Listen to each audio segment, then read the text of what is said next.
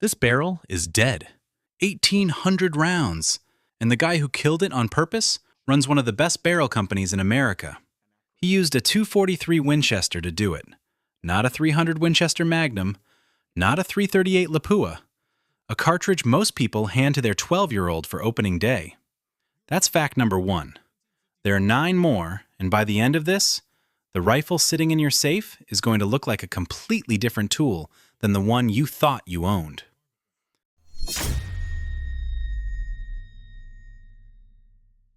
Let me back up. The .243 has been in American gun cabinets for 70 years. It's the round dads buy for kids. It's the starter deer rifle. It's the caliber nobody argues about because nobody thinks there's anything left to say. That's the problem. When a cartridge stops getting questioned, it stops getting understood. And the .243 has been misunderstood on purpose. Because the marketing that sold it to your grandfather is not the truth about what it actually does. Start with where it came from, because this part gets skipped in almost every write-up. The .243 Winchester was not invented by Winchester.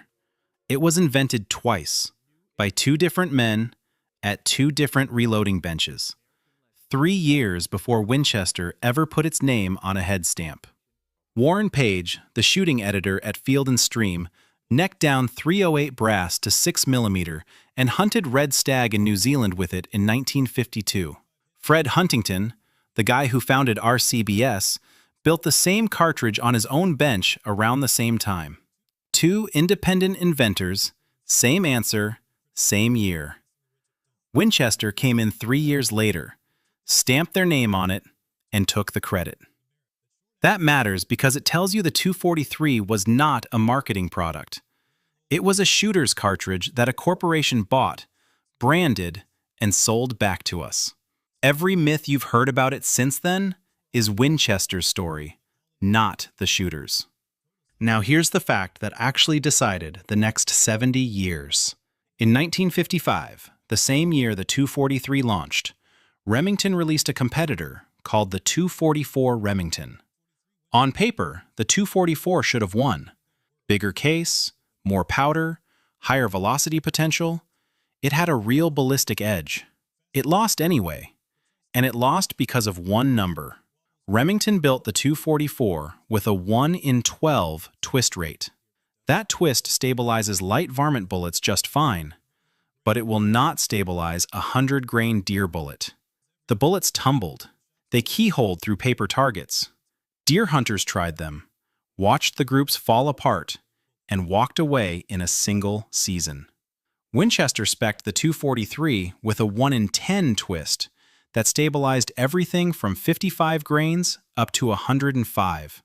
Same 6mm bullet, different twist. The .243 owned the market inside 12 months. Remington eventually admitted the mistake, renamed the round the 6mm Remington, and tightened the twist. Too late. The .243 was already in every gun shop in America. One engineering decision, 70 years of dominance. That's how thin the margin is. Now let's talk about what this cartridge actually does when you push it, because this is where the mild deer rifle label falls apart completely. A 55-grain bullet out of a .243 Winchester runs close to 4,000 feet per second from factory ammo. Hand-loaded. Guys have documented over 4,100 with the same weight bullet out of a 24-inch barrel. Now compare that to the .22 250 Remington, which is the round whose entire identity, whose entire marketing pitch is that it's the fastest thing in its class. The .22 250 pushes a 55-grain bullet at about 3680. The .243 with the same bullet weight runs 200 to 400 feet per second faster than the cartridge specifically built to be the Speed King. Read that again. The beginner deer rifle is faster than the dedicated varmint round. On prairie dogs and coyotes, that velocity does something ugly. And I mean that as a compliment. The bullet doesn't just penetrate. It transfers energy so fast, the exit wound becomes the limit, not the entrance. Which brings us back to that dead barrel I showed you at the start, Frank Bartlein, whose company builds match-grade barrels that serious precision shooters wait months for, has publicly said his team uses 243 Winchester barrels for destructive testing. His reasoning is simple. The 243 burns throats as fast as a 300 Winchester Magnum, but it doesn't beat you up with recoil. So you can run round after round through it in a single session and cook a barrel in a week instead of a month. Think about what that means. A barrel maker chose the 243 as his destruction tool. That's not what you do with a mild cartridge. The mechanism is physics. You're pushing a big powder charge through a narrow 6mm bore, and all that heat concentrates on a smaller surface area at the throat than it would in a wider caliber. Every round eats it a little more. Now, before you panic and pull your rifle out of the safe, barrel life depends entirely on how hard you push it. Competitive shooters running hot loads have burned precision barrels from sub-half MOA to over 1 MOA in 1,200 to 2,400 rounds. A guy running moderate factory ammo through a Remington 700, cleaning every 30 rounds, has documented over 3,400 rounds and is still shooting half MOA groups. Track your round count. The throat wears out before anything else tells you. Here's the part nobody wants to say out loud, because it costs somebody a clean shot every fall. The 243 is a velocity-dependent cartridge, and its terminal performance falls off a cliff at a very specific number. Above roughly 2,650 feet per second on impact, the 243 opens up violently. Lung wounds 3 inches wide. Fast kills. It's exceptional inside 200 yards with the right bullet. That's not marketing. That's why it earned 60 years of loyalty. But below that velocity threshold, the bullet stops fragmenting and starts penciling through instead of expanding. The wound channel narrows. Animals get hit, show almost nothing on the outside, and cover ground before they go down. That's the tracking job that ends badly scenario. And it happens because the round is being asked to do work it can't do at that distance. Compare that to a .308 with a 165-grain bullet at 400 yards. The .308 is still carrying enough mass and expansion behavior to work, because its wounding mechanism isn't velocity-dependent. It's driven by weight and construction. The 243 doesn't have that safety margin, which means the 243 is a fantastic short to medium-range cartridge that gets marketed as a 400-yard rifle, and the mismatch is on the shooter to close. Quick side note here, because this connects to something bigger. The 243 is a necked-down .308, and that parent case has produced the biggest family in modern American cartridge history. The 7mm .08, the 260 Remington, the 338 Federal, the 358 Winchester. All of them share the same brass base, the same primer pocket, the same short action length. The 243 was the first successful Wildcat off that case, born 3 years after the parent. That matters because when a component shortage hits, 243 brass can be formed from any other case in the family. It's the most flexible reloading platform in centerfire history. And most people who own one don't know that.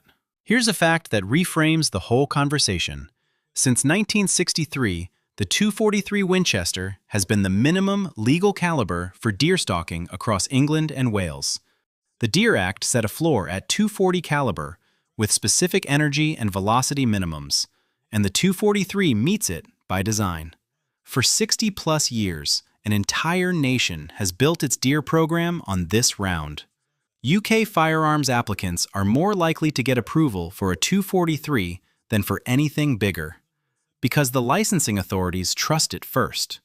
The round Americans dismiss as a kid's gun is the foundation stone of British deer hunting. Now the platform surprise. Everyone thinks of the 243 as a bolt gun.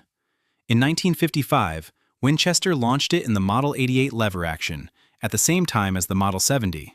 The 88 wasn't a traditional lever gun. It had a rotating 3-lug bolt and a detachable box magazine, which meant it could safely feed Spitzer bullets and handle pressures a tube magazine couldn't. It was functionally a bolt action, worked by a lever. Discontinued in 1973, third best-selling lever-action Winchester ever made. Clean ones in 243 clear $1,000 at auction now. The 243 was engineered from day one to run in whatever platform could take the pressure, lever gun included. Now the fact that gets the F-class guys nodding.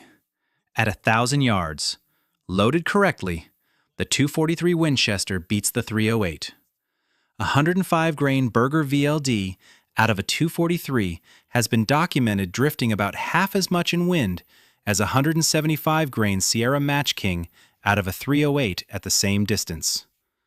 While carrying more energy on arrival, smaller cartridge, less recoil, better performance. I want to be honest about the fine print here because this fact gets misused. That result is specific to the Berger VLD or a similar high BC bullet in the 100 to 115 grain range. Load a standard 100-grain hunting bullet and the advantage collapses. This isn't a claim that the 243 is better than the 308 in general. It's a claim that with the right projectile, a cartridge 2 weight classes down competes at a distance most shooters will never even attempt. The F-class crowd has known this for decades. It's been a fixture on 1,000-yard lines since before the 6.5 Creedmoor existed. Which brings me to the last fact. And this is the one the industry will not say out loud. Gun Digest ranked the 243 Winchester as the second most popular hunting cartridge in America, behind only the 3006, ahead of the 308, ahead of the 270, ahead of the 7mm Remington Magnum, ahead of the 6.5 Creedmoor, which was supposed to replace it entirely. The Creedmoor arrived with better ballistic coefficients, flatter trajectories, and a marketing budget the 243 never got. On paper, it wins at distance with heavy bullets. The 243 still outsells it. And the reason isn't ballistic. The Creedmoor came with ads. The 243 came with 70 years of fathers handing rifles to sons. That's not a market share you buy. That's one you inherit. Every major Magnum was supposed to make this cartridge obsolete. None of them did, because none of them solved a problem hunters actually had. The 243 kills deer inside 200 yards, with less recoil than anything in its class. It outruns Varmint cartridges built specifically to beat it. It costs less to shoot than every round positioned to replace it. A cartridge doesn't survive 70 years of better competitors by accident. It survives because the competitors keep answering questions nobody asked. So here's where I land. The 243 doesn't need defending. It needs to be seen for what it actually is, instead of what the marketing turned it into. It's not a beginner's rifle. It's not a compromise. It's a 70-year-old engineering decision that keeps quietly beating the cartridges built to replace it. The rifle in your safe is not the rifle you were sold, if you own one. Tell me in the comments what bullet weight you shoot and what you use it for, because I want to see how many people are running it hot at distance versus keeping it in the deer woods. And if you've ever tracked an animal too long after a shot past 200 yards with a 243, that's the fact I want you to remember most. Everything else is trivia.